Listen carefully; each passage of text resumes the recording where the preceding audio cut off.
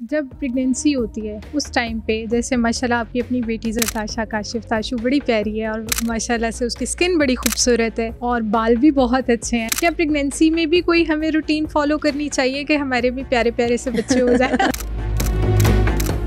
तो प्रेगनेंसी में आप रूटीन फॉलो करते हैं, उसका आपके बच्चे को कोई फायदा नहीं होना, उसका आपको ही फायदा होना है। कुछ लोग क्या करते हैं, वो प्रेगनेंसी में सब कुछ ही छोड़ देते हैं। बहुत सारे सेफ इंग्रेडिएंट्स हैं जो आप प्रेगनेंसी में यूज कर सकते हैं। और प्रेगनेंसी में आपके इतने ज्यादा हार्मोन्स शिफ्ट होते हैं तो बहुत सारे लोगों को आपने देखा होगा पिगमेंटेशन स्टार्ट हो जाती है और वो इतनी फिर एक ऐसी चीज है ना जो आपकी जान नहीं छोड़ती। तो उसको अवॉइड करने के लिए जरूरी है कि प्रेगनेंसी में आपकी स्किन केयर रूटीन हो। व्हाइटनिंग वाला कॉन्सेप्ट है, इसको हम किस तरह खत्म कर सकते हैं? अव्वल तो आपका रिश्ता होगा नहीं, अगर आपका रिश्ता हो जाएगा तो फिर वो आपको कहेंगे ये है ही काली। आपकी सगी माँ वो कहेगी डॉक्टर साहब इसका रंग गोरा कर दें, ये काली पता नहीं हमारे घर में कहाँ से पैदा होगी, इसका रिश्ता नहीं हो रहा। शिफाली जरेवाला पता चला कि भाई उसने बहुत ज्यादा एंटी एजिंग प्रोडक्ट्स यूज कर रही थी जिसकी वजह से बात डेथ तक पहुंच गई। माइकल जैक्सन थे, उनकी डेथ हुई, पूरी जीन्स ही चेंज करने पे आ गए थे। तो ये जो इस हद तक का क्रेज होता है वो इवेंचुअली आपको डेथ पर ही लेकर जाता है। बहुत सारी ऐसी लेडीज हैं कि पसीने की वजह से वो अपने फेस पे कोई मॉइस्चराइजर, कोई सनस्क्रीन कुछ भी नहीं अप्लाई कर सकते। ये मिसकंसेप्शन है कि हम लोगों ने सनस्क्रीन लगाया और उसके बाद हम बाहर गए, हमें स्वेटिंग हुई, अब तो सनस्क्रीन उड़ गया। अगर आप ये सोचते हैं कि मेरी स्किन ऑयली है और मुझे मॉइस्चराइजर की जरूरत नहीं है तो ये आपकी सबसे बड़ी बेवकूफ़ी है।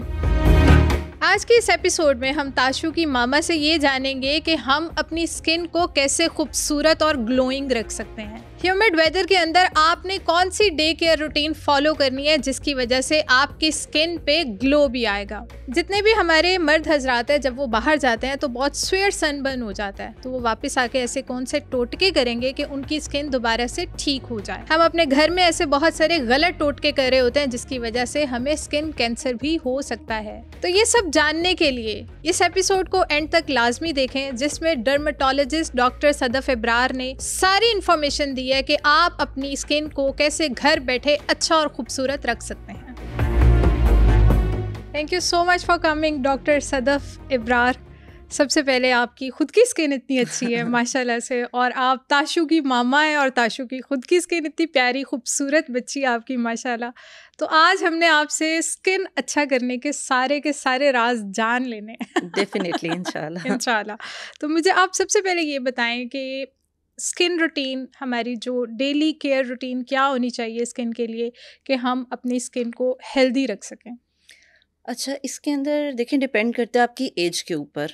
आप हर एज के अकॉर्डिंग आपकी एक स्किन केयर रूटीन होती है, पर अगर हम इस स्किन केयर रूटीन को एक जर्नलाइज्ड फॉर्म में ले आएँ तो आपकी एक मॉर्निंग रूटीन होती है और एक नाइट रूटीन होती है, जिसको फॉलो करें। अगर आप अपनी रेगुलर अपनी एक आदत बना लें, रिलीजियसली फॉलो करें, तो आई थिंक कि आपकी स्किन 50s में भी जाकर बहुत अच्छी रह सकती है। तो उसमें आपकी जो एम रूटीन होती है, आपका एक अच्छा फेस वॉश है जो डेफिनेटली आपकी स्किन टाइप के अकॉर्डिंग होना चाहिए। हमारा सबसे बड़ा मसला ये है कि हम सिर्फ वो चीज़ ले लेते हैं जो हम सोशल मीडिया पे देखते हैं, या हम ये देखते हैं कि किसी ने यूज़ की और उसको बहुत अच्छा रिज़ल्ट आया तो वो हम समझते हैं कि हम पे फ़र्ज़ है कि हमने भी यूज़ करना। आपने एक अच्छा फेस वॉश किया, उसके बाद मॉइस्चराइज़र। बिल्कुल ठीक। अगर आपकी स्किन ऑयली है, कॉम्बिनेशन है या ड्राई है, मॉइस्चराइज़र इज़ अ मस्ट। अगर आप ये सोचते हैं कि मेरी स्किन ऑयली है और मुझे मॉइस्चराइज़र की ज़रूरत नहीं है तो ये आपकी सबसे बड़ी बेवकूफ़ी है। और ये सबसे बड़ा आपका एक जो अच्छी स्किन को अगर आपने मेंटेन करना है ना, तो उसके अंदर जो सबसे बड़ा लूप होल है वो ये है कि आप मॉइस्चराइज़र यूज़ नहीं करते। थर्ड स्टेप आ जाता है मॉर्निंग रूटीन में, डिपेंडिंग ऑन योर एज आप कोई अच्छा सीरम या डे क्रीम ऐड कर सकते हैं। और लास्ट और most important step, your sunscreen. जब आप 6 माह के होते हैं उससे लेकर टिल योर डेथ सनस्क्रीन सबसे ज़्यादा ज़रूरी चीज़ है। सर्दियाँ गर्मियाँ हर मौसम में अगर आपको कुछ भी नहीं करना तो एटलीस्ट अपने फेस पे सनस्क्रीन यूज़ करें। तो ये आपकी एक एम रूटीन है। Then we move towards the night routine. उसमें आपका सबसे पहले क्लिनजिंग। आजकल ज़्यादातर लोग जो हैं वो वर्किंग है, आप बाहर जाते हैं, डस्ट है, आपको स्वेटिंग भी होती है, स्पेशली इस मौसम में आपके नेचुरली स्किन में पोर्स होते हैं, वो पोर्स क्लोग हो जाते हैं। तो उन पोर्स को अनक्लोग करने के लिए डेली क्लिनजिंग बहुत ज़रूरी है। क्लिनजिंग के बाद अगेन फेस वॉश। अब हमें लगता है कि हमने एक अच्छा क्लेंजर यूज़ कर लिया है, बस हमने उसको पानी से धो लिया, इनफ है, बट दैट्स नॉट इनफ। आपको एक अच्छा फेस वॉश यूज़ करना। देन अगेन आपकी नाइट रूटीन में आपका मॉइस्चराइज़र है, अच्छा सीरम है और अच्छी नाइट क्रीम है। अब अच्छे से मुराद है मेडिकेटेड, ना कि आपकी वाइटनिंग क्रीम्स। तो ये एक जनरलाइज्ड स्किन केयर रूटीन है जो सबको फॉलो करनी चाहिए। बिल्कुल ठीक है। अच्छा, जैसे आप बता रही हैं कि हमने डेली बेसिस पे रात में क्लेंजिंग ज़रूर करनी है, ये जिस भी तरह की स्किन है आपने लाजमी करनी है कि जैसे अब मेरी ड्राई स्किन है तो मैं 2-3 दफ़ा कर लेती हूँ वीक में, डेली तो मैं भी नहीं कर पाती, लेकिन 2-3 दफ़ा के बाद भी अगर मैं इस रूटीन को रेगुलर रखूँ तो कहीं ना कहीं एक छोटा सा दाना लाजमी बन जाता है। मुझे ऐसा लगता है, जैसे मुझे पता नहीं है इस फील्ड का, तो व्हाट आई फील कि भाई मैं बहुत ज़्यादा जो है ना क्लेंस कर रही हूँ तो उसकी वजह से दाने बाहर आ रहे हैं। तो इसके पीछे की क्या आपकी कोई भी लॉजिक स्किन है ऑयली ड्राई कॉम्बिनेशन, आपको लाजमी क्लिनजिंग करनी है। उसकी वजह ये है कि क्लिनजिंग का मकसद ये होता है कि आपके पोर्स को क्लियर आउट करना। आपकी ड्राई स्किन है, जैसे आपने कहा कि मेरी ड्राई स्किन है तो मुझे ऐसे लगता है कि मैं डेली करूँगी तो वो ओवर हो जाएगा मेरी स्किन, लेकिन ऐसा कुछ भी नहीं होता। ड्राई स्किन के लिए भी उतनी ही क्लिनजिंग ज़रूरी है, क्योंकि आपकी जो ड्राई स्किन है वो शेड होती है, उसका जो टर्नओवर होता है वो ज़्यादा होता है as compare to oily skin, और वो जो डेड स्किन है वो आपके पोर्स को क्लोग करती है and then it causes you acne. ठीक है, और होता क्या है कि हमें ये पता होना चाहिए कि हमने क्लिनजिंग करनी कैसे है। अगर आप बहुत हार्श हैं अपनी क्लिनजिंग करने में, आप बहुत 5 मिनट 10 मिनट रगड़ते जा रहे हैं फेस को, तो डेफिनेटली वो तो स्किन को डैमेज करेगा ना। अगर आपने 2 to 3 मिनट्स भी अगर अपने फेस को, इवन अगर 1 मिनट के लिए आपको लगता है आपकी स्किन बहुत ज़्यादा सेंसिटिव है, तो आप 1 मिनट के लिए अपने फेस की क्लिनजिंग कर ले, दैट्स इनफ। यानी करनी लाजमी है। बिल्कुल ठीक है। अच्छा, जैसे ये बहुत ह्यूमिडिटी वाला मौसम है, बहुत ज़्यादा स्वेटिंग होती है, मैं कोई भी सन ब्लॉक अप्लाई करूँ तो वो मुझे ऐसा लगता है 5-10 मिनट के बाद वो वैसे ही ख़त्म हो गया ड्यू टू स्वेटिंग। तो इस मौसम में हम किस तरह अपनी स्किन पे कुछ भी अप्लाई कर सकते हैं? बहुत सारी ऐसी लेडीज़ हैं कि पसीने की वजह से वो अपने फेस पे कोई मॉइस्चराइज़र, कोई सनस्क्रीन, कुछ भी नहीं अप्लाई कर सकती। अच्छा देखें, इसके अंदर ना एक तो ये मिसकंसेप्शन है कि हम लोगों ने सनस्क्रीन लगाया और उसके बाद हम बाहर गए, हमें स्वेटिंग हुई, अब तो सनस्क्रीन उड़ गया। देखिए, सनस्क्रीन ने जो उसके इंग्रेडिएंट्स हैं उन्होंने एब्जॉर्ब हो जाना है, उन्होंने अपना काम कर देना है, ठीक है, पर सनस्क्रीन लगाना ज़रूरी है। अब तो जेल बेस्ड इतने सनस्क्रीन्स आ गए हैं, और बेसिकली पहले ये होता था कि आप सनब्लॉक लगाओ, उसके बाद आप 15 मिनट्स के लिए वेट करो, क्योंकि केमिकल सनस्क्रीन ज़्यादा कॉमन थे। अब फिज़िकल सनस्क्रीन्स हैं, उनको लगाओ और आप फ़ौरन भी बाहर जा सकते हो, क्योंकि वो फ़ौरन आपकी स्किन पे वर्क करना शुरू कर देते हैं। बाकी डेफिनेटली ये होता है, लेकिन उसके अंदर फिर आप ये कर सकते हैं, जिनको बहुत ज़्यादा स्वेटिंग होती है, बहुत ज़्यादा इशू होता है, वो अपनी कोई भी स्किन केयर रूटीन करने से पहले आइसिंग कर सकते हैं। And please keep in mind कि जब आपने आइसिंग करनी है तो आपने डायरेक्ट बर्फ़ लेकर चेहरे पर नहीं रख देनी, वो आपकी स्किन को डैमेज कर सकता है। आपने उसको किसी, या तो अभी आजकल बहुत सारे आइस रोल ऑन्स आए हुए हैं, आप वो यूज़ कर सकते हैं। अदरवाइज़ आप उसको किसी बहुत साफ़ किसी कपड़े में लेकर आप अपने फेस की आइसिंग करेंगे, डायरेक्ट आइसिंग नहीं करेंगे। किसी भी कपड़े में हम ले सकते हैं, लाइक लॉन कॉटन और कुछ भी। लॉन, और डेफिनेटली वो ज़रा सॉफ्ट कपड़ा होता है, आपकी स्किन पे हार्श नहीं होता, तो वो आप यूज़ कर सकते हैं, पर कीप इन माइंड कि it should be very clean. बिल्कुल ठीक है। अच्छा, आइसिंग से मुझे डॉक्टर सदफ एक चीज़ और याद आई है कि बहुत ज़्यादा एक्ट्रेसेस जो हैं वो बाउल लेती हैं, उसमें ढेर सारी आइस ऐड करती हैं, पानी डालती हैं और अपना फेस पूरा डिप कर देती हैं। तो ये एक्टिविटी अच्छी है, और अगर अच्छी है तो इससे क्या इफ़ेक्ट आता है आपकी स्किन पे? ये एक्टिविटी उस हद तक अच्छी है जब तक आपकी टॉलरेंस है। अब हर किसी की स्किन की टॉलरेंस डिफरेंट है ना। अब फॉर एग्जांपल आपकी स्किन है, मेरी स्किन है, वो बहुत ज़्यादा कोल्ड बर्दाश्त नहीं कर सकती, और हम कहें कि नहीं जी हमने ये डिप करना ही है, तो दैट्स रॉन्ग। हर किसी की स्किन टॉलरेंस डिफरेंट होती है।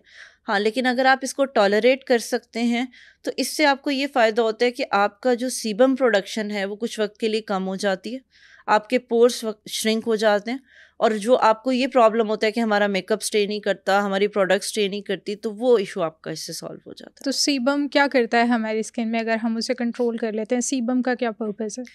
बेसिकली तो हम सबकी स्किन में सीबम प्रोडक्शन होती है, एक हमारे स्किन के ग्लैंड्स हैं, ये वर्क कर रहे हैं। आपने देखा होगा कुछ लोगों की स्किन ऑयली होती है, कुछ की ड्राई होती है। जिनकी ऑयली होती है उनमें वो सीबम प्रोडक्शन बहुत ज़्यादा होती है, वो ग्लैंड ओवर वर्क कर रहा होता है, और जिनकी ड्राई होती है उनमें सीबम प्रोडक्शन बहुत कम होती है। अब ये सीबम डेफिनेटली जब बहुत ज़्यादा ऑयल प्रोड्यूस कर रहा है तो वो आपके पोर्स को क्लोग करते हैं। ऑयली स्किन में वैसे ही आपने देखा एक्नी ज़्यादा होती है, और इसी तरह जब ये सीबम बहुत ज़्यादा होता है तो आपकी स्वेटिंग है, आपका ऑयल बार बार आता है, आपका मेकअप और आपकी प्रोडक्ट्स स्टे नहीं करती। लेकिन डेफिनेटली एक तरह से आपकी स्किन के लिए अच्छा भी होता है कि आपकी स्किन को क्लियर आउट रखता है। बिल्कुल ही आप सीबम प्रोडक्शन को आप कहें कि हमारी हो ही ना, हमें स्वेटिंग हो ही ना, तो दैट्स नॉट पॉसिबल। बहुत सारे लोग मेरे पास आते हैं, वो कहते हैं हमें स्वेटिंग होती है, इसको आप बिल्कुल ख़त्म कर दें, रोक दें, हमें पसंद नहीं है, तो दैट्स डेफिनेटली नॉट पॉसिबल। बिल्कुल ठीक है। एक चीज़ और बताएं कि हमारे जो मर्द हजरात बाहर जाते हैं, और बहुत सारे ऐसे हैं जो बाइक्स पे जाते हैं और उन्हें धूप में काम करना होता है, वो जब वापस आते हैं तो उनकी स्किन बहुत बुरी तरह से बर्न हुई होती है। तो ऐसी सिचुएशन में क्या करें? वो कोई घरेलू टोटके ऐसे बता दें, कोई ऐसी चीज़ें बता दें कि वो अपनी स्किन पे इस तरह अप्लाई करें तो उन्हें बहुत फ़ायदा होगा। अच्छा देखिए, इसके अंदर अगेन मेन फैक्टर क्या है? Sun block. आप जा रहे हैं, आपको पता है आपका एक्सपोजर है, तो आप सन ब्लॉक अप्लाई करें। और सन ब्लॉक सिर्फ ये नहीं है कि आपने अप्लाई करना है, सन ब्लॉक को रीअप्लाई भी करना है आफ्टर 3 आवर्स। क्योंकि कितना भी अच्छा सन ब्लॉक हो, कितना भी महंगा सन ब्लॉक हो, आफ्टर 3 आवर्स उसके इफ़ेक्ट्स ख़त्म हो जाते हैं, तो आपको सन ब्लॉक को रीअप्लाई करना है। सेकेंडली, आप जब वापस आएँ, डेफिनेटली आई अंडरस्टैंड कि जब आते हैं थके होते हैं, दिल नहीं करता, लेकिन आकर अपने फेस को क्लीन करें। अब क्लिनजिंग मर्द हजरात तो थोड़ा मुश्किल से ही करते हैं, लेकिन फिर भी एटलीस्ट एक अच्छे फेस वॉश से आप अपना फेस वॉश करने के बाद कोई अच्छा मॉइस्चराइज़र या कोई अच्छी मेडिकेटेड नाइट क्रीम जो आपके सन डैमेज को कंट्रोल कर सके, वो आप यूज़ करें। आपको एक्स्ट्रा कुछ करने की ज़रूरत नहीं है। बाकी जहाँ तक बात है होम रेमेडीज़ की, वो थोड़ा मैं एहतियात करती हूँ इस तरह बताने से। उसकी वजह ये होती है कि हर होम रेमेडी हर किसी के लिए नहीं होती। अगर आज मैं एक होम रेमेडी बताऊंगी, वो कल 10 लोग यूज़ करके आएंगे और उनमें से 5 कहेंगे कि हमारी स्किन का तो बेड़ा गर्क हो गया। क्योंकि हर स्किन टाइप अकॉर्डिंग ही होम रेमेडी भी है। अब बेसन है, कुछ लोग लगाते हैं, उन्हें बहुत अच्छा रिजल्ट आता है, कुछ आते हैं उनको मुझे नहीं करता। मुझे बिल्कुल सूट नहीं करता। हालांकि मेरी फ्रेंड को इतना सूट करता है, और मैं बेसन लगाती हूँ तो मेरी स्किन तो और ज़्यादा स्ट्रेच हो जाती है, और वो और क्योंकि आपकी ड्राई स्किन है, मेरी ड्राई स्किन है। अब बेसन अगर ड्राई स्किन वाले लगाएंगे, इसी तरह रोज वाटर है, हर दूसरा बंदा यूज कर रहा है, पर वो आपकी स्किन को और ड्राई करता है। एलोवेरा है, अब एलोवेरा भी हर किसी को सूट नहीं करता।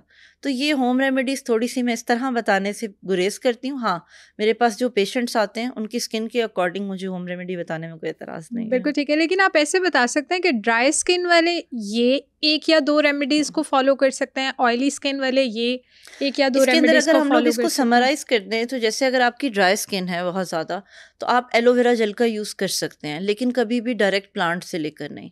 ये एक बहुत कॉमन प्रैक्टिस है कि हमारे पास जितने भी लोग फीमेल्स आती हैं, स्पेशली उन्होंने घर में पौधा लगाया हुआ है एलोवेरा का, और उसी से तोड़ के डायरेक्ट फेस पे लगा लेती हैं। वो ना करें।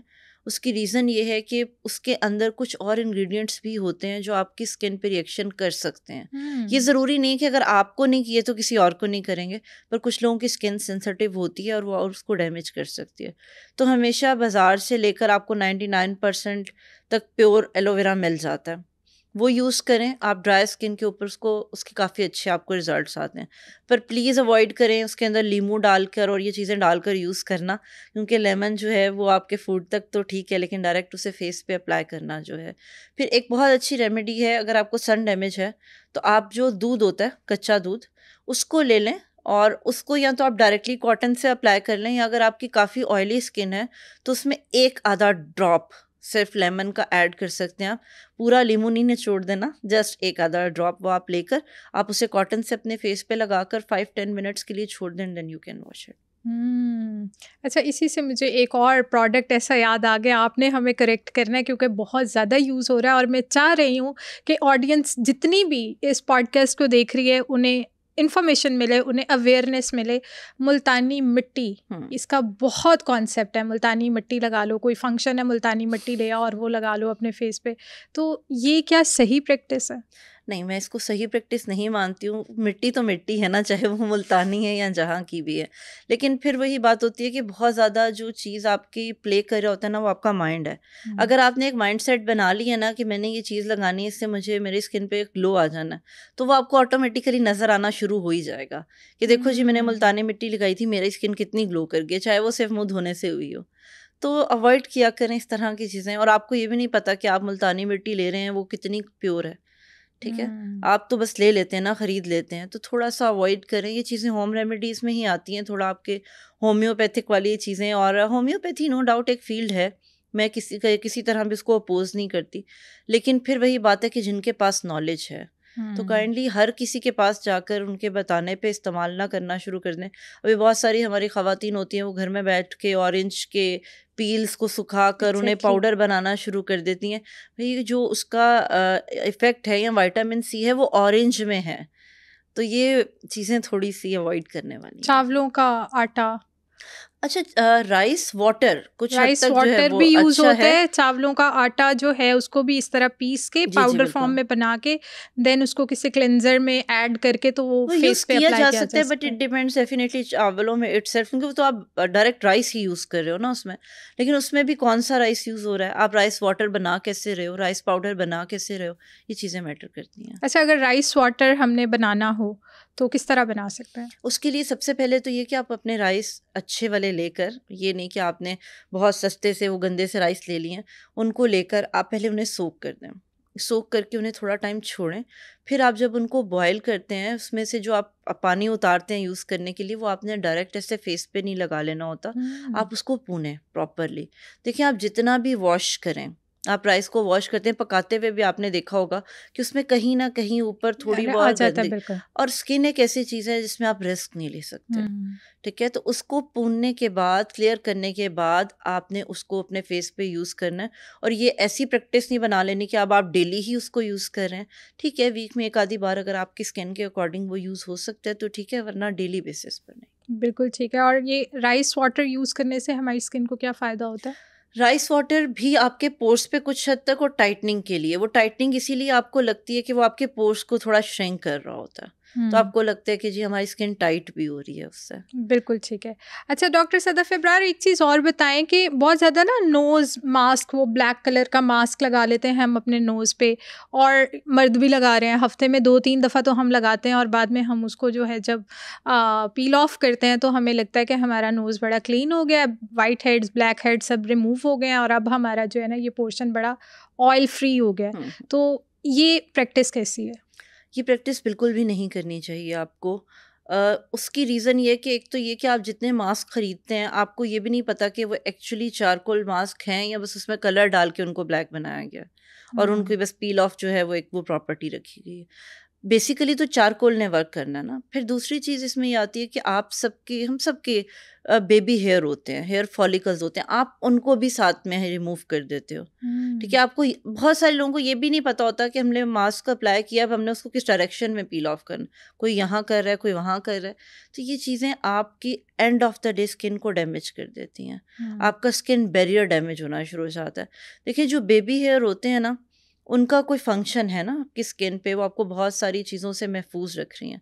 अब आप ठीक है, आपके बहुत सारे फेस के एरिया से आप रिमूव भी कर लेते हैं हेयर को, लेकिन जो बेबी हेयर इस तरह पुल करना है, वो बाद में आपके हेयर फॉलिकल्स को ओपन कर देता है। वक्ती तौर पे तो आपको लगता है कि जी मेरी स्किन बड़ी क्लियर हो गई है, लेकिन फिर बाद में आपको पोर्स का भी इशू होना। आपने जितने लोगों में पील ऑफ की प्रैक्टिस आपने देखा होगा, उनके पोर्स बहुत इनलार्ज होते हैं, बिल्कुल ऐसे। और वो इसी वजह से होते हैं कि वो हेयर फॉलिकल्स पुल हो के उनके फॉलिकल्स भी जो है वो डैमेज हो चुके होते हैं, और उनके पोर्स ओपन हो जाते हैं।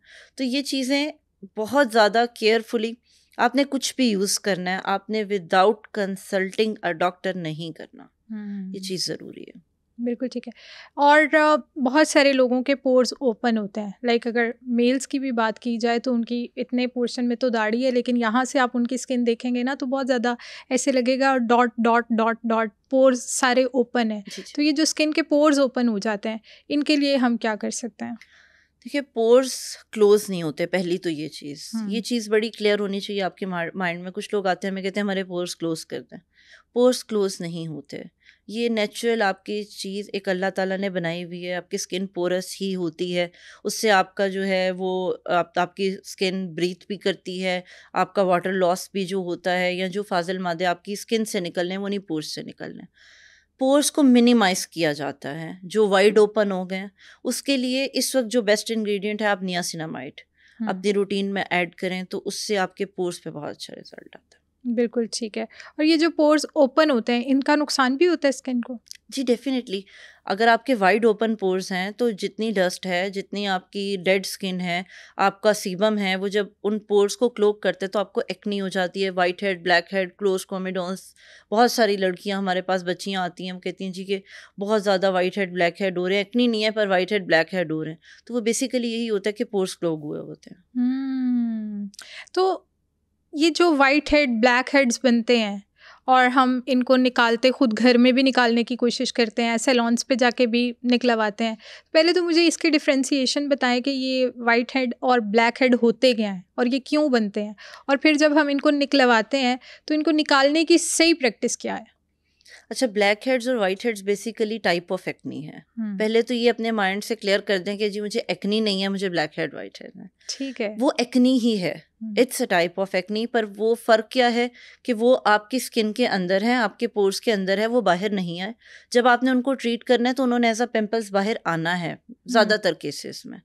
ठीक है, तो सबसे पहले तो ये चीज़ अपने माइंड से निकाल दें कि मुझे एक्नी नहीं है। वाइट हेड, ब्लैक हेड्स होते क्यों हैं? जब आपके पोर्स वाइड ओपन होते हैं या आप कुछ ऐसी प्रोडक्ट्स यूज़ करना शुरू कर देते हैं जो आपकी स्किन टाइप के अकॉर्डिंग नहीं होती।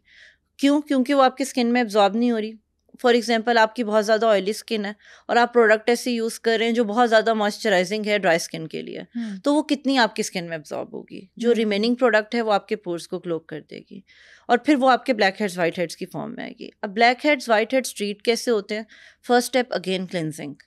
डेली क्लिनजिंग होगी, आपके पोर्स क्लियर होंगे, आहिस्ता आहिस्ता आपके ब्लैक हेड्स, वाइट हेड्स की अपीयरेंस कम हो जाएगी।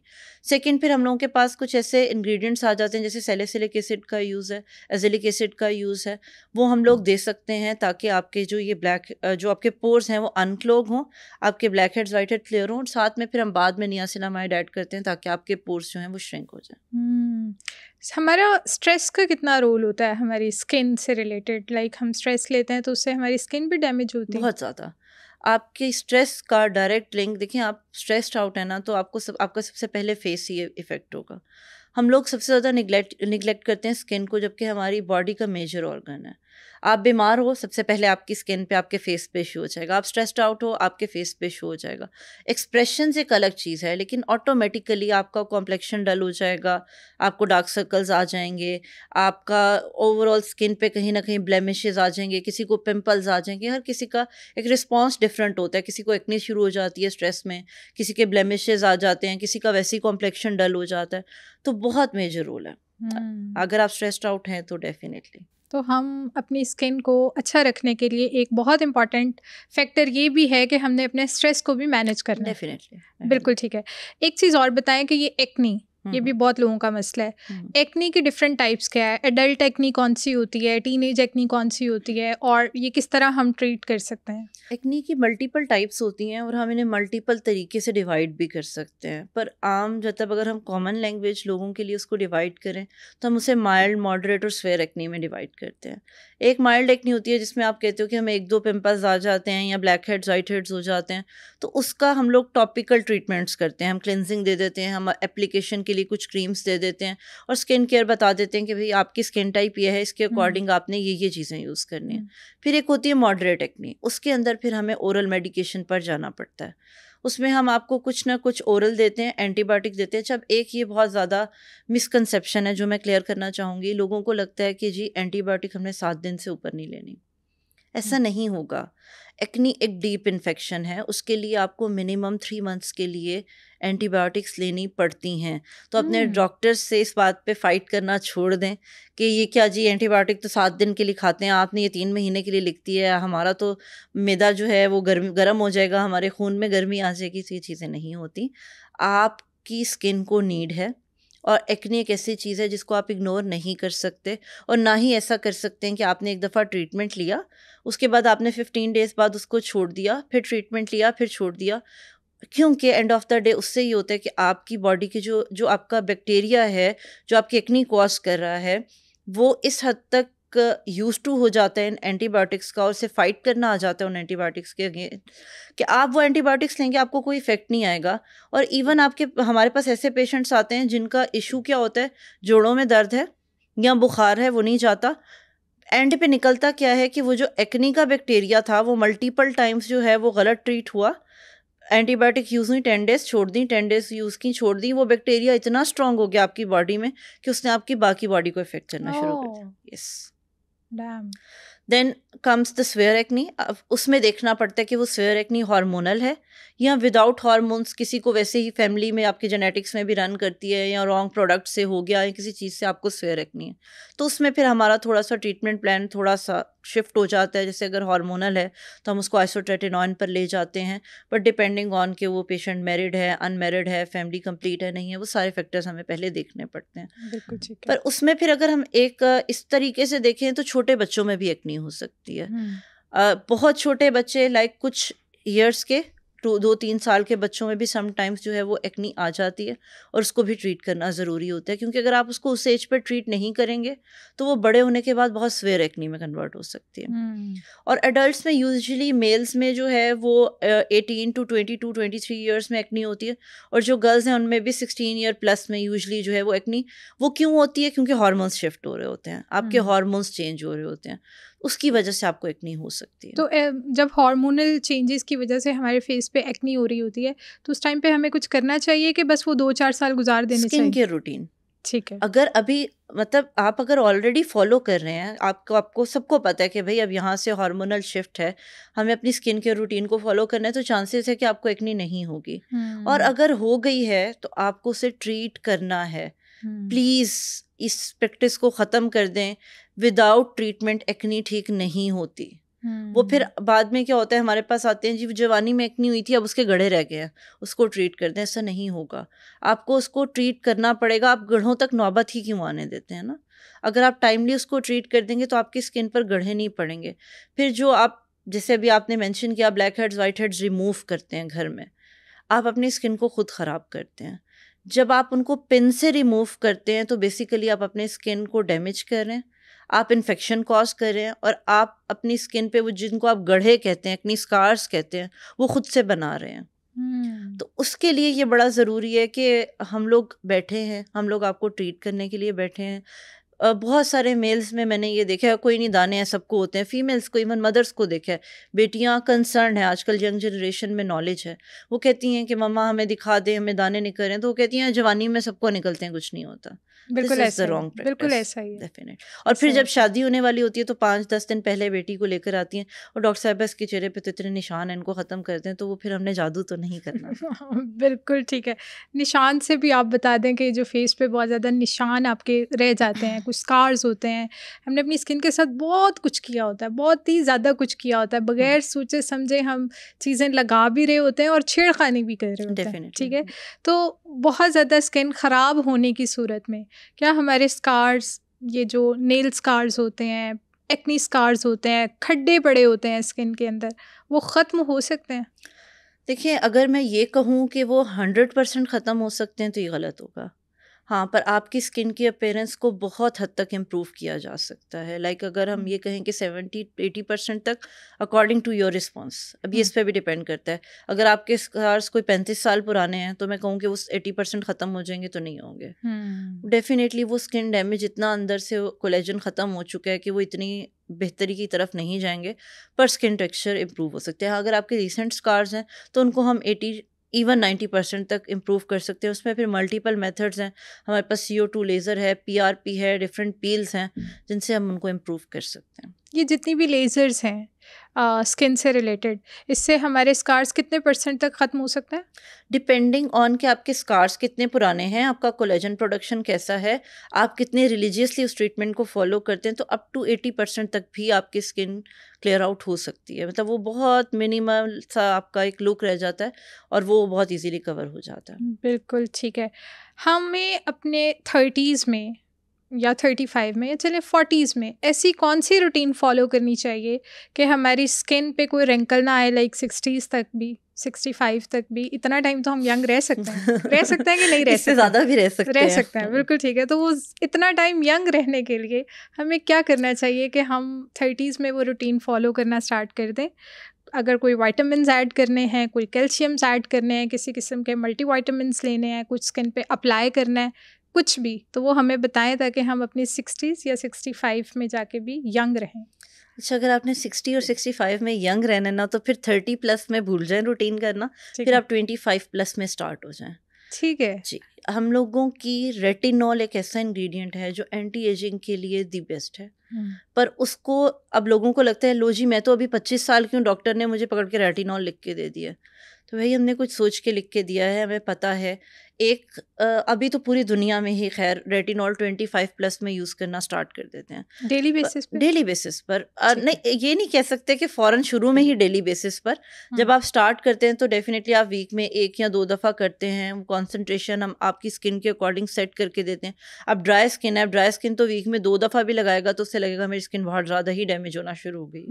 तो वो प्रॉपर एक वे होता है, हम आपको गाइड करते हैं कि अगर आपकी ड्राई स्किन है तो आप थोड़ी सी क्वांटिटी में, उसको सैंडविच मेथड में, लाइक पहले moisturiser, then your retinol, then again moisturiser, आप उसको अप्लाई करें वीक में 1 से 2 बार। आहिस्ता आहिस्ता आप उसको जो है वो फिर इंक्रीज करते हैं। तो रेटिनॉल एक ऐसा इंग्रेडिएंट है जो आप 25 प्लस में स्टार्ट कर दें अगर आपने जवान रहना है 65 तक। बिल्कुल ठीक है। इसके अलावा कुछ और? इसके अलावा सनस्क्रीन आपको एजिंग से बचाता है। ये शायद बहुत सारे लोगों को नहीं पता होता, उन्हें लगता है कि ये सिर्फ हमें सन प्रोटेक्शन दे रहा है, लेकिन आपका एजिंग का एक बहुत बड़ा एलिमेंट आपका एनवायरनमेंट है।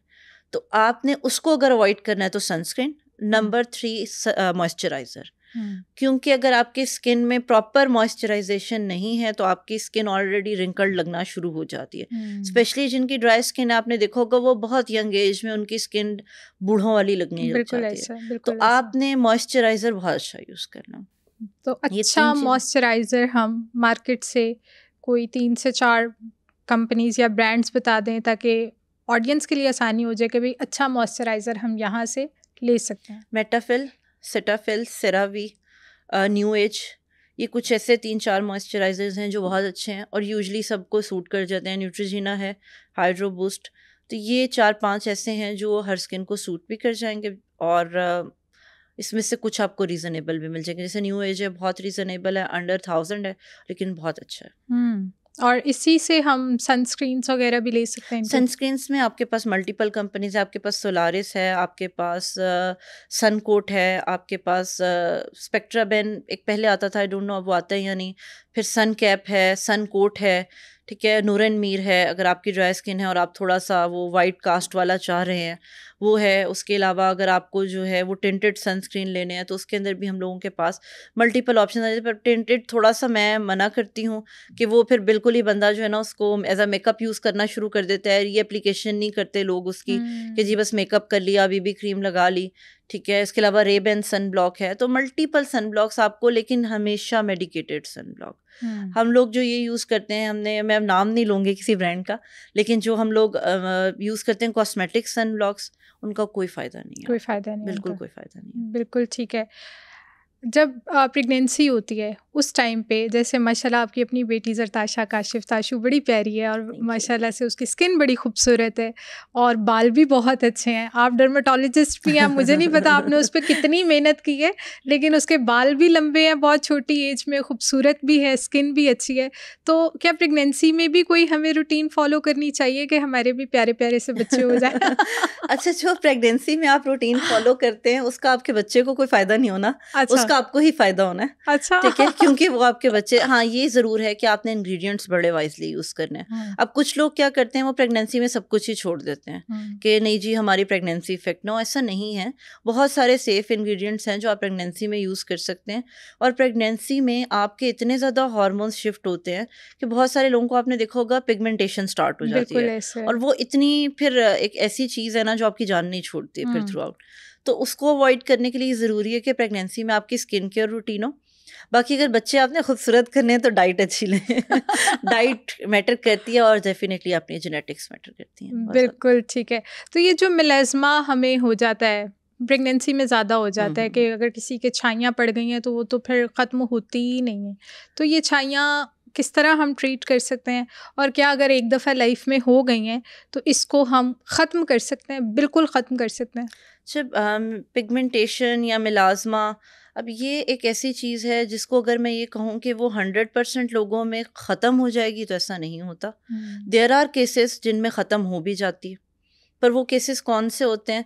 जिन्होंने फ़ौरन ट्रीटमेंट कर लिया, जिन्होंने रिलीजियसली ट्रीटमेंट कर लिया, ठीक है, और जिनकी इंटरनली स्किन रिपेयर कैपेसिटी बहुत अच्छी थी, क्योंकि इसमें आपके सेल्स डैमेज हो जाते हैं। बेसिकली जो हमारे मेलानोसाइट्स होते हैं वो ओवर एक्टिव हो जाते हैं और मेलानिन प्रोडक्शन उनकी बहुत ज़्यादा हो जाती है, तो वो हमने सप्रेस करनी होती है। अब ये चीज़ ही होती है, लोगों में ये मिसकंसेप्शन है, मैंने 1 महीने क्रीम यूज़ की, मेरी पिगमेंटेशन ख़त्म हो गई, मैंने छोड़ दी। भाई नहीं छोड़नी है, आपने नहीं छोड़नी है।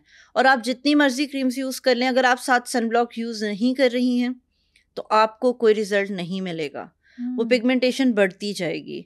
आप समझ लें कि जैसे आप पे 5 नमाज़ें फ़र्ज़ है ना, वैसे सनब्लॉक तो आपके लिए हर चीज़ में फ़र्ज़ है। और जहाँ आपको पिगमेंटेशन है उसमें तो बिल्कुल ही आप छोड़ ही नहीं सकते हैं उसको, इवन कुकिंग के टाइम। अब ये नहीं कि आपने सनब्लॉक सिर्फ बाहर जाते हुए लगाना है। अगर आपका हीट एक्सपोजर है, जैसे सर्दियों में हम सब घर में हीटर्स यूज़ करते हैं, आपने तब भी यूज़ करना है। आप कुकिंग कर रही हैं, आपने तब भी यूज़ करना है। और आप जैसे लोग जो लाइट्स में रहते हैं बहुत ज़्यादा टाइम, आपने भी यूज़ करना है। तो मतलब लाइट्स भी इफेक्ट करती हैं स्किन को? यस, ये रेज है ना, ये रेज आपकी स्किन को डैमेज करती हैं। तो सनस्क्रीन आपका फिर बहुत ज़रूरी है पिगमेंटेशन में भी।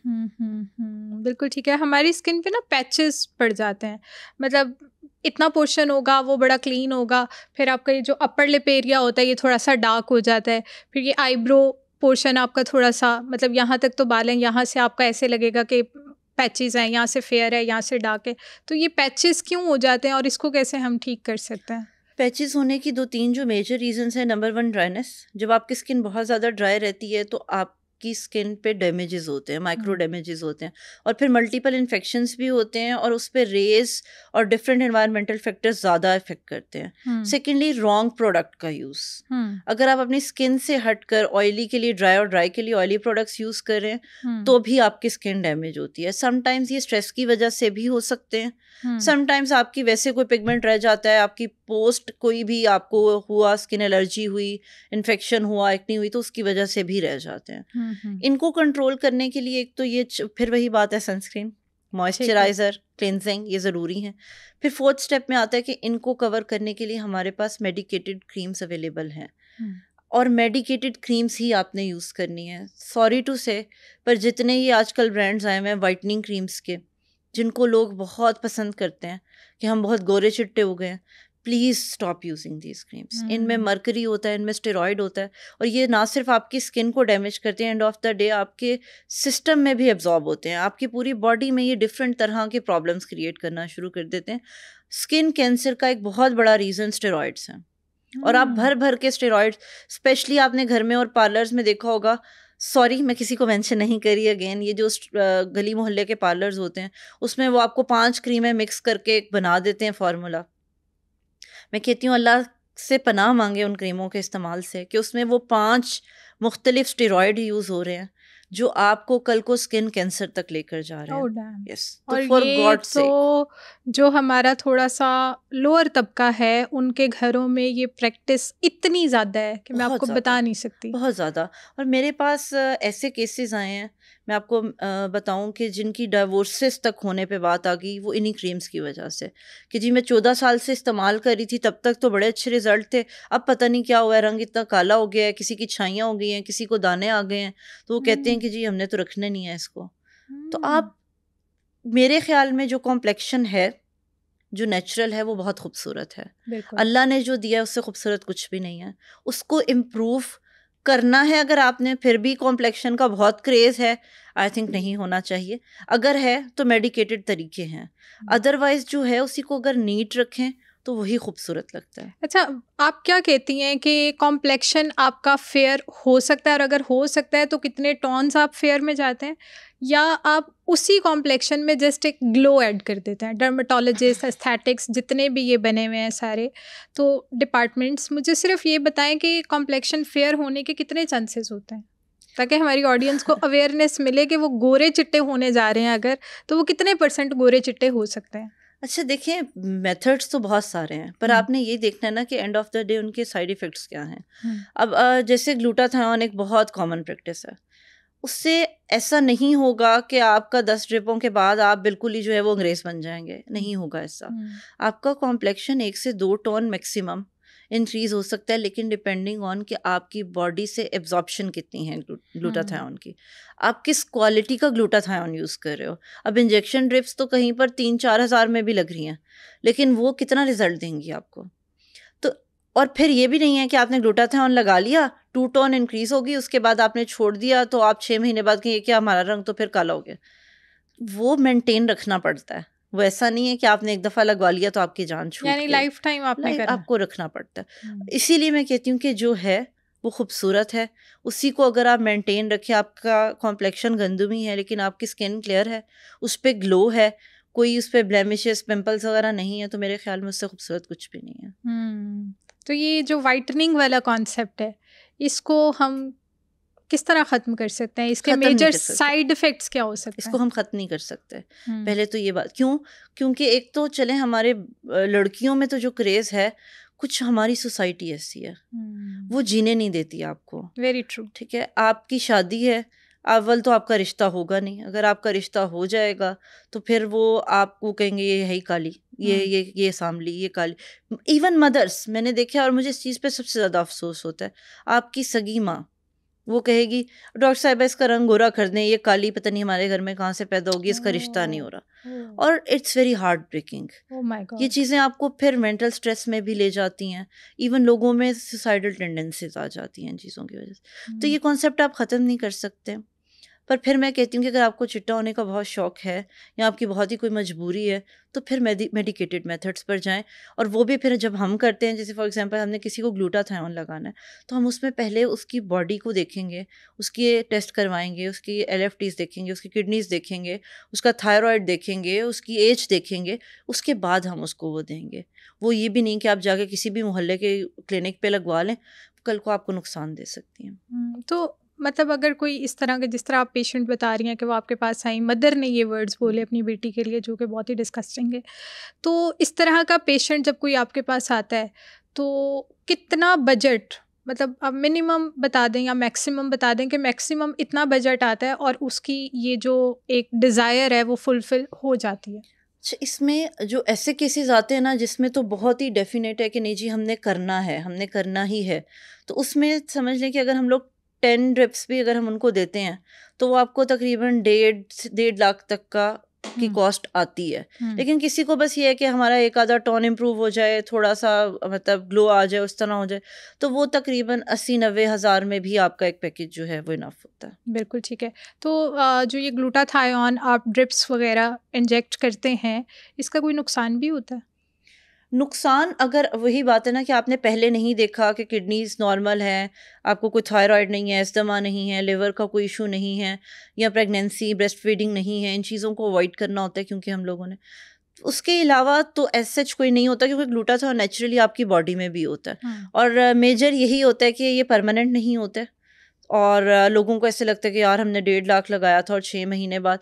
और ये भी नहीं है कि आप इंजेक्शन लगवा के आ गए उसके बाद आप गर्मी में धूप में फिर रहे हैं, आपको फिर केयर भी करनी पड़ती है। आपको साथ हम नाइट क्रीम भी देंगे, हम आपको सन ब्लॉक भी देंगे, हम आपको केयर करने के बारे में बताएंगे कि आपने साथ साथ ये सब कुछ करना है, तब आपके रिजल्ट्स रहेंगे। और फिर बाद में उनको मेंटेन रखने के लिए भी आपको आना है, और मंथ में 1 दफ़ा या 2 दफ़ा, डिपेंडिंग ऑन कि कितना कॉम्प्लेक्शन डार्क था, क्या रिक्वायरमेंट है, तो मंथ में 1 दफ़ा आपको आना पड़ता है उसको मेंटेन रखने के लिए। ठीक है। एंटी एजिंग प्रोडक्ट्स हम बहुत ज़्यादा अप्लाई भी कर रहे होते हैं और इसके साथ साथ हम खा भी रहे होते हैं। जैसे अभी ये पिछले दिनों शिफाली जरेवाला की डेथ का अचानक से हमने सुना, और बाद में पता चला कि भाई उसने बहुत ज़्यादा एंटी एजिंग प्रोडक्ट्स यूज़ कर रही थी, इंजेक्ट करवा रही थी, खा भी रही थी, जिसकी वजह से बात डेथ तक पहुंच गई।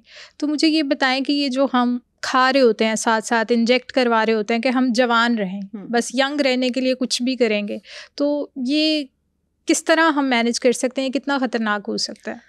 देखिए, बहुत सारे ऐसे केसेस पहले भी हुए हैं हिस्ट्री में। अब जैसे आपने एक एग्जांपल दी, इसके अलावा आप देख लें माइकल जैक्सन थे, उनकी डेथ हुई, उनको था कि बस मैंने बहुत ज़्यादा अपना कॉम्प्लेक्शन बिल्कुल चेंज करना है, बिल्कुल ऐसे। मुझे अपनी एक मतलब वो पूरी जीन्स ही चेंज करने पे आ गए थे। तो ये जो इस हद तक का क्रेज़ होता है वो इवेंचुअली आपको डेथ पर ही लेकर जाता है।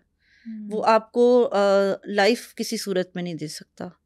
अगर आप ये सोचें कि हम खा भी रहे हैं, हम लगा भी रहे हैं, हम ड्रिप्स भी लगा रहे हैं और overdose, excess of everything is bad. तो एक्सेस नहीं करनी। हाँ, एंटी एजिंग चीज़ें हैं, आप लें, एक लिमिट में रहकर लें। लेकिन अगर आप बिल्कुल ही कहें कि अब मेरी एज जो है वो 60 है लेकिन मुझे लगना 20 का है, तो definitely that's not gonna be possible. कहीं ना कहीं कुछ ना कुछ फ्लॉज रह जाते हैं। अल्लाह ताला का एक निज़ाम है, एक सिस्टम है, वो चल रहा है और वो ऐसे ही चलना है। तो उसको जब आप अपोज करने की कोशिश करते हैं, then death is your fate. Skin पे हमने बहुत ज़्यादा बात कर ली, थोड़ी सी बालों पे आ जाते हैं। बालों के क्या क्या मसाइल हो सकते हैं? हम बालों के बारे में ना बहुत ज़्यादा सीरियस नहीं होते जितना फिर भी हम स्किन को लेके हो जाते हैं। तो बालों के क्या क्या मसाइल हो सकते हैं? देखिए, बालों में इस वक्त तो स्पेशली इस मौसम के लिहाज से बात करें तो हेयर फॉल बहुत मेजर, बहुत तकरीबन हर दूसरे बंदे का ये कंसर्न है। लाइक अगर मेरे पास पेशेंट आते हैं, ऑनलाइन मैं किसी को डील कर रही हूँ, तो वो अगर अपनी स्किन का पूछ रहे थे, उनका साथ एक एंड पे एक छोटा सा नोट ये भी होता है, और उससे बाल बहुत गिर रहे हैं 3 महीनों से। तो ये इस मौसम में स्पेशली।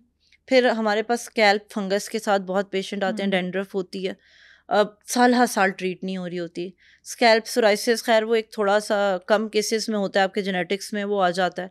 एलोपेशिया के आ जाते हैं मेल्स में स्पेशली, उनका जेनेटिक जो हेयर लॉस होता है, एक मेल पैटर्न बाल्डनेस होती है कि फ्रंट से उनके बाल जाना शुरू होते हैं और सेंटर तक, तो वो केसेस हम लोगों के पास ज़्यादा होते हैं। तो बालों से जैसे आपने डैंड्रफ का जिक्र किया, ये तो तकरीबन हर लड़की का ही मसला है, ठीक है। तो ये आजकल डैंड्रफ कैसे हम डील कर सकते हैं? देखिए, सबसे पहले तो ये बहुत ज़रूरी है कि आपने जो बहुत कॉमन प्रैक्टिस है स्पेशली गर्मियों में, हम फीमेल्स क्या करती हैं, बाल धोए, लंबे बाल होते हैं, बांध लिए गीले बाल, अवॉइड इट। वो डैम्प जगह पर फंगस होती है, हर सूरत में होती है। आप कहीं पे टॉवल गीला छोड़ दें, थोड़े टाइम बाद उस पर फंगस आ जाएगी, ठीक है। इस मौसम में तो ख़ास तौर पे तो गीले बालों को बांधना बंद करते हैं, गीले बालों को कवर करना बंद करते हैं। सबसे पहले तो ये 2 एहतियातें कर लें। थर्ड में फिर आपके पास मल्टीपल कीटोकोनाजोल शैम्पूज़ हैं, जैसे कोनास बहुत कॉमन मिल जाता है आपको, आप वो यूज़ करें। उसके यूज़ का प्रॉपर मेथड है, आपने शावर के टाइम पे उसको यूज़ करना है। एटलीस्ट आपने उसको 10 मिनट्स लगा के छोड़ना है अपनी स्कैल्प के अंदर, और 10 मिनट्स के बाद फिर आप उसको वॉश करके रेगुलर शावर ले लें। पर अगेन गीले बाल बांधे नहीं और गीले बालों को कवर नहीं करें, तो आपकी डैंड्रफ आहिस्ता आहिस्ता कंट्रोल। तो ये जो आपने कोनास बताया है शैम्पू, ये हम कितना टाइम के लिए यूज़ करेंगे, और जब ये यूज़ करेंगे इसके साथ हमें कोई और शैम्पू भी यूज़ करना है? कोनास को आप यूज़ कर सकते हैं जितने अरसे के लिए आप चाहें, बल्कि मेरे पॉइंट ऑफ व्यू से तो यूज़ ही आपको मेडिकेटेड शैम्पूज़ करने चाहिए। ये जो हम लोकल शैम्पूज़ यूज़ करते हैं उसके अंदर इतने केमिकल्स होते हैं कि वो बालों को डैमेज कर देते हैं। और शैम्पू रेगुलर, क्योंकि ये जो शैम्पू होते हैं ये ड्राइंग इफेक्ट होते हैं इनके, तो इसके बाद शैम्पू ना भी करें तो एटलीस्ट अच्छा कंडीशनर यूज़ करना। ठीक है, तो हम एक ये भी प्रैक्टिस मानी जाती है कि आपने हर 2 से 3 महीने के बाद शैम्पू लाजमी चेंज करना है। तो इसकी क्या लॉजिक है, क्यों करना है? बेसिकली जो हम मार्केट बेस्ड शैम्पूज़ यूज़ कर रहे होते हैं, इनमें मल्टीपल इंग्रेडिएंट्स और केमिकल्स होते हैं। आपकी जो स्किन है ना वो उनकी यूज टू हो जाती है, तो वो जब केमिकल्स इतने एब्जॉर्ब हो गए होते हैं तो वो आपको कोई रिजल्ट देने के बजाय उल्टा समटाइम्स साइड इफेक्ट्स। आपने देखा होगा कुछ लोग कहते हैं मैं 3 महीने से शैम्पू यूज़ कर रही थी तब तक तो ठीक था, बाल गिरने लग गए हैं। तो वो जो इंग्रेडिएंट्स होते हैं वो उल्टा डैमेज करना शुरू कर देते हैं, तो आपको चेंज कर लेना चाहिए। अच्छा, हमें बालों की केयर के लिए कोई जैसे हेयर मास्क होते हैं, हेयर सीरम्स होते हैं, ये यूज़ करने चाहिए? बिल्कुल करने चाहिए। देखिए, जैसे आपकी बॉडी को फूड की ज़रूरत है ना, आपके बालों को भी फूड की ज़रूरत है, और वो क्या है, वो आपका ऑयल है, आपके कंडीशनर और हेयर मास्क हैं। और डेफिनेटली अगर आप जैसे कॉम्ब कर रहे हैं, बालों को अनटेंगल करने के लिए आप कोई सीरम अप्लाई कर लें, या अगर आप कोई टूल यूज़ कर रहे हैं हेयर स्टाइलिंग के लिए तो आप उस पर सीरम्स यूज़ करके करें ताकि आपका डैमेज मिनिमम हो। जो लोग हेयर डाई यूज़ करते हैं ना, उनको जब वो डाई की एप्लीकेशन करते हैं उसके कोई 3 से 4 दिन तक ना बड़ी सर में इचिंग रहती है, बहुत ज़्यादा सर में ख़ारिश करते रहते हैं, लेकिन 4 दिन के बाद वो ठीक हो जाता है। सबका तो मुझे नहीं पता, लेकिन कुछ लोग मैंने अपने सराउंडिंग में देखा है कि जैसे ही डाई लगाएंगे तो उनके सर में ख़ारिश स्टार्ट हो जाती है। तो इसकी क्या रीज़न होती है? ये कॉन्टैक्ट डर्मेटाइटिस होता है बेसिकली, जो डाई के इंग्रेडिएंट्स होते हैं उससे आपको एलर्जी होती है, और जिन लोगों को ऐसा इशू होता है उनको डाई यूज़ नहीं करनी चाहिए, क्योंकि इनिशियली आपको ये होगा कि आपको सिर्फ इचिंग होगी, लेकिन आहिस्ता आहिस्ता वो इचिंग आपकी बढ़कर आपको वुंड्स कर सकती है, एलर्जीज कर सकती है, रैशेस हो सकते हैं आपको। बहुत पेशेंट्स आते हैं हमारे, फिर हम उनको पहला ऑप्शन ये देते हैं कि आप अमोनिया फ्री डाई यूज़ करके देखें, क्योंकि अमोनिया एक ऐसा इंग्रेडिएंट है जो सबसे ज़्यादा कॉन्टैक्ट डर्मेटाइटिस कॉज करता है। अगर आपको अमोनिया फ्री डाई भी एलर्जी कॉज करी है, देन स्टॉप यूजिंग डाइज। तो वो क्या करेंगे डाई यूज़ करने? हाय अल्लाह ये तो बड़ा मुश्किल हो जाएगा। मुश्किल है, लेकिन देखिए सेहत से आगे तो कुछ नहीं है ना। बिल्कुल ठीक है। लाइक अगर किसी को खुदा ना खास्ता इस तरह का प्रॉब्लम है तो ये सॉल्व नहीं हो सकता, सॉर्ट आउट नहीं हो सकता। वो उनकी बॉडी इस चीज़ को एक्सेप्ट ही नहीं करी ना। जैसे आप कुछ मेडिसिन लेते हैं, आपको ड्रग रिएक्शन हो जाते हैं, अल्लाह ना करे कोई एलर्जी हो जाती है, तो वो आपके माइंड में रहता है कि अच्छा मैंने ये इंग्रेडिएंट लिया था, ये टैबलेट ली थी, उसके अंदर ये फार्मूला था, इसने मुझे एलर्जी की। फॉर एग्जाम्पल किसी को पेनाडॉल से एलर्जी है, किसी को रिथ्रोमाइसिन से एलर्जी है, तो वो जहाँ भी जाएगा डॉक्टर के पास, जब उससे एलर्जीज पूछी जाएंगी तो वो बताएगा या बताएगी कि मुझे इस इंग्रेडिएंट से एलर्जी है। तो आप उसको क्या ही करेंगे, कुछ भी नहीं कर सकते, आपकी बॉडी उसको एक्सेप्ट नहीं कर रही है। इसी तरह हेयर डाई है, अगर आपको एलर्जी है तो है, you can do anything. Doctor Sadaf Ibrar, and पे अपने देखने वालों को कोई मैसेज देना चाहेंगी, बताना चाहेंगी कि स्किन और बालों की इम्पोर्टेंस क्या है, ताकि लोग सुने और उस पे जो है वो अमल करें? मेरा मैसेज हमेशा एक ही होता है और आज भी वही दूंगी, और वो ये है कि आपकी जो पर्सनैलिटी है, स्पेशली जिस दौर में हम रह रहे हैं, वो यही है। अभी पहले एक दौर था जिसमें सूरत नहीं सीरत वाला मामला होता था, लेकिन अब कॉन्सेप्ट बहुत चेंज हो गया। अल्लाह ताला ने जो आपको दिया है वो बहुत अच्छा है। प्लीज़ अगर आपको कोई भी प्रॉब्लम है स्किन से रिलेटेड, हेयर से रिलेटेड, क्वालिफाइड डर्मेटोलॉजिस्ट के पास जाएं। अपने घर के टोटके ना करें, क्योंकि हमने इस फील्ड में होते हुए लोगों को इन प्रॉब्लम से मरते देखा है। तो इसलिए चंद पैसे बचाने के लिए ज़िंदगियों के साथ मत खेलें। स्पेशली मेल्स अपने थोड़ा ब्रॉड माइंडेड हों, इस चीज़ को ख़त्म करें कि नहीं, हमने अपनी बेटियों को, माओं को, बहनों को घर से बाहर नहीं लेकर जाना डॉक्टर के पास। शिफा अल्लाह ने देनी है, ज़रिया हम लोग हैं। तो आप जाएं डॉक्टर्स के पास, अपनी बहनों को, बेटियों को, माओं को लेकर जाएं, बीवियों को लेकर जाएं, ताकि हर किसी का हक है खूबसूरत लगना, हर कोई लगना चाहता है, हर कोई चाहता है कि उसकी तारीफ़ हो, तो वो हक उनसे ना छीनें। बिल्कुल ठीक है। Thank you so much, it was wonderful session. इंशाल्लाह दोबारा आपको ज़रूर तंग करेंगे एक नए टॉपिक के साथ। Thank you so much. I hope कि इस एपिसोड ने आपको काफ़ी हेल्प आउट किया होगा कि आप घर बैठे अपनी स्किन को कैसे अच्छा रख सकते हैं। अगर इसी से रिलेटेड आपका भी कोई स्किन के हवाले से सवाल है तो आप हमें कॉमेंट सेक्शन में बता सकते हैं। मैं बहुत ही मेहनत और रिसर्च के बाद डिफरेंट डॉक्टर्स के साथ हेल्थ वाइज कॉन्टेंट बनाती हूँ। अगर आपको मेरा कॉन्टेंट वैल्यूएबल लगता है तो सुनो पॉडकास्ट हेल्थ को सब्सक्राइब करें।